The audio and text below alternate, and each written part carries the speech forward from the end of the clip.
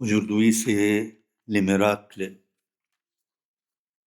la guérison d'un paralytique, paralysé.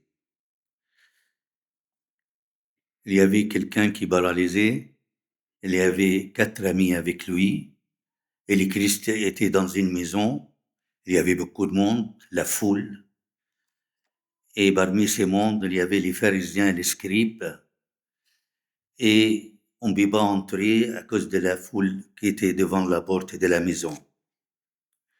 Alors qu'est-ce qu'ils ont fait? Ils sont montés sur le toit, creuser le toit, faire descendre les amis devant le Christ. Et là, la première méditation, mes amis, que la personne même de Jésus est ici présentée comme le seul capable de sauver ces paralysés. C'est lui le vrai médecin, médecin de nos âmes et de nos corps. Et pour ça, aujourd'hui, le Christ nous a montré qu'il est le médecin de l'âme et du corps. Dans ces paralysés, on peut voir les figures d'une âme paralysée, impuissant. Il cherche le Christ, mais la foule lui fait obstacle, comme nous tous. Il y a une partie paralysée chez nous, à cause des péchés, à cause des obstacles dans notre vie, qui nous empêchent de faire rencontre avec le Christ. Comme aujourd'hui, il y a la foule qui empêche ces paralysés d'arriver juste devant le Christ dans la maison. Il y a partie de notre âme reste paralysée. Alors, et si nous voulons quelquefois, quand je prends les confessions, il me dit, tu sais, Abouna, il y a plusieurs semaines, je vais venir, mais je ne sais pas qui m'empêche de venir. Oui, qu'est-ce qu'il a dit Saint Paul?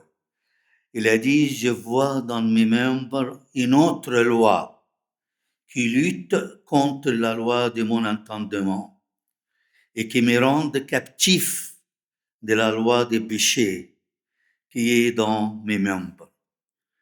Alors, cette captivité-là nous rend impuissants et nous n'avons pas toujours la force de sortir seuls de notre paralysie. Alors, comment il a fait ces malades d'aujourd'hui? D'abord, il a cherché ses amis. On n'a pas entendu un seul mot de ces malades ni de ses 4 amis. Mais s'il est là avec ses 4 amis, je suis sûr, il est venu, c'est lui qui l'a demandé à ses amis. Alors, il a cherché des amis. Mais quels amis, mes enfants? Amis qui peuvent lui porter vers le Christ, pas vers autre chose. C'est ça, les amis. Des amis qui se tiennent par la foi et l'attachement à l'enseignement de l'Église. Ensuite, il doit descendre.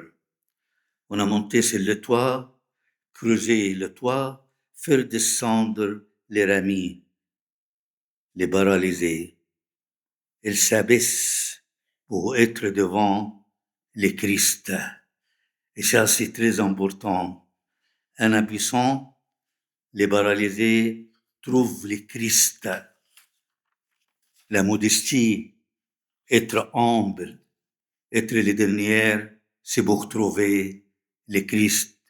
Le Christ, qu'est-ce qu'il a fait? Il a guéri son âme d'abord et après il a guéri son corps. Qu'est-ce qu'il dit Saint Augustin?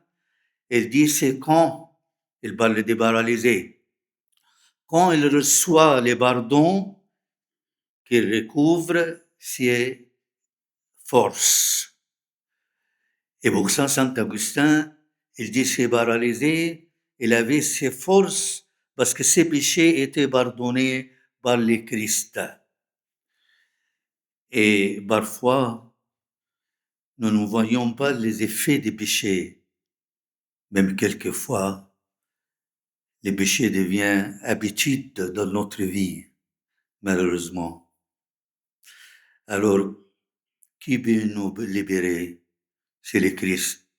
Et par quel sacrement? C'est la confession et la pénitence.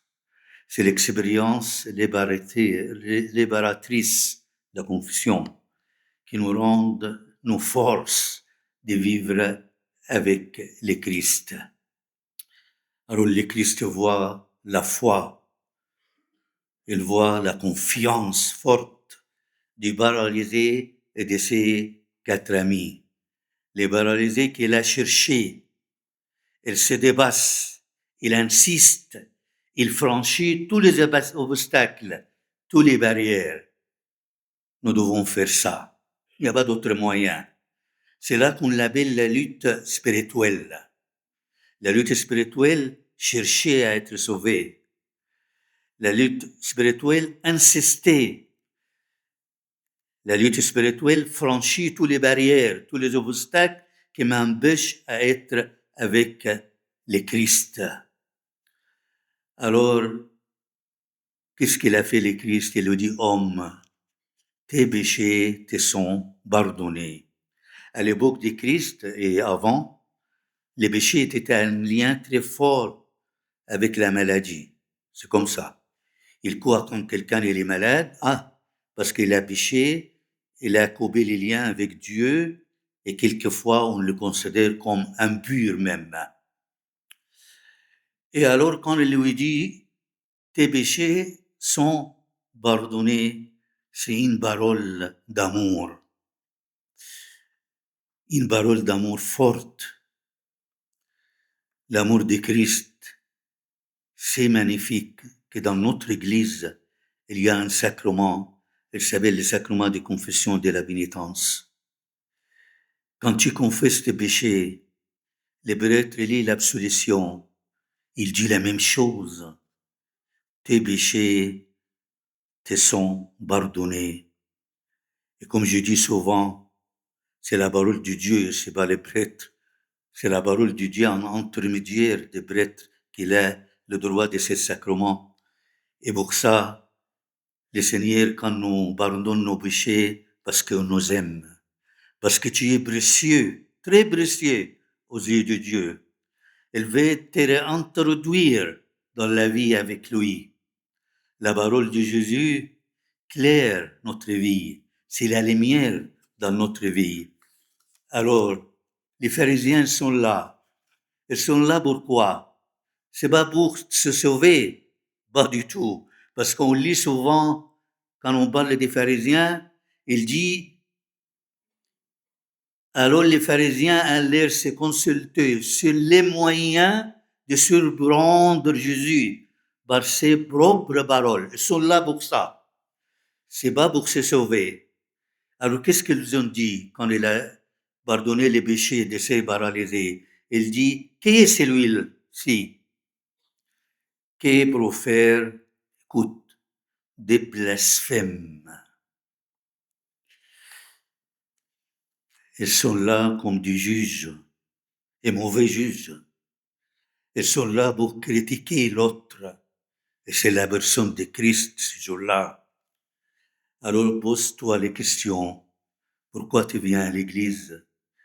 Tu viens pourquoi? Pour écouter la parole de Dieu, pour communier, pour confesser et pour se sauver de tes péchés. Ou quelquefois on vient pour regarder l'autre, qu'est-ce qu'il fait? Critiquer et juger quelquefois l'autre. Alors aujourd'hui, le Christ nous dit, tes péchés sont pardonnés quand on confesse, quand on vient vers lui, quand on cherche notre salut. Mais pour montrer aux scribes et pharisiens qu'il a aussi le pouvoir sur le corps, il lui dit, lève-toi, prends ton lit et va dans ta maison. Lève-toi, prends ton lit et va dans ta maison. Prends ton lit. Ton lit, c'est le symbole de souffrance. Il était là. Il ne peut pas descendre, il est paralysé. C'est la souffrance, c'est les faiblesses, c'est les misères. Il lui dit, prends ton lit, parce que maintenant, ma main, elle est avec toi. Ma main, elle t'aide à porter ton lit des souffrances, des misères, des faiblesses que nous avons de même dans notre vie terrestre. Et après, il dit, va dans ta maison. Pourquoi va dans ta maison? Pour montrer, pour parler. Qu'est-ce qu'il a fait, le Christ, avec toi? Qu'est-ce qu'il a guéri ton âme? Qu'est-ce qu'il a guéri ton corps aussi? Mais ton âme, c'est le plus important. Et pour que tu sois lumière pour les autres, et spécialement les membres de ta famille. Et ça, c'est pour les parents. La maison et la famille. Il faut que nous sommes, même si nous sommes paralysés quelquefois, mais il faut que nous soyons lumière dans nos maisons. Lumière, en parlant, qu'est-ce qu'il fait le Christ pour nous? Qu'il nous guérit, qu'il nous aime, que nous sommes très précieux pour lui. Alors, et là, le Christ, il dit, devient source de lumière, source de bonnes paroles, de bonnes nouvelles. Qu'est-ce qu'il a fait le Christ pour nous et qu'est-ce qu'il nous aime infiniment. Alors, quand on voit ces miracles, on croit, quand on lit cet évangile, on pense tout de suite à la guérison des paralytiques. Mais plus important de ça, c'est le pardon de ses péchés. Dieu aime tout le monde. Dieu t'aime. Il faut jamais rompre ton lien avec Dieu et ton amour. Et je dis souvent, il est à la porte, frappe. Celui qui ouvre, il entre. Mais celui qui n'ouvre pas, est-ce qu'il parle, le Christ? Non, il est toujours à la porte. Il est toujours à la porte. C'est lui qui insiste. Imaginons un peu. C'est lui qui insiste d'entrer dans ta vie. Alors aujourd'hui, c'est les 4 avec les paralysés qui sont allés jusqu'au Seigneur, malgré l'obstacle. Ils ont fait quelque chose de très bizarre. Monter sur la maison, creuser les toits, faire descendre leur ami, c'est quelque chose de bizarre. Mais ça montre leur foi et leur confiance dans la personne de Christ. Dieu est tout miséricorde. Dieu est pardon infini. Il est toujours en attente. Il est toujours en attente de notre retour. Quand nous revenons à lui avec notre cœur, il nous remet debout. Il a dit à ses paralysés, lève-toi et va, porte ton lit et vends ta maison. À lui la gloire éternellement. Amen.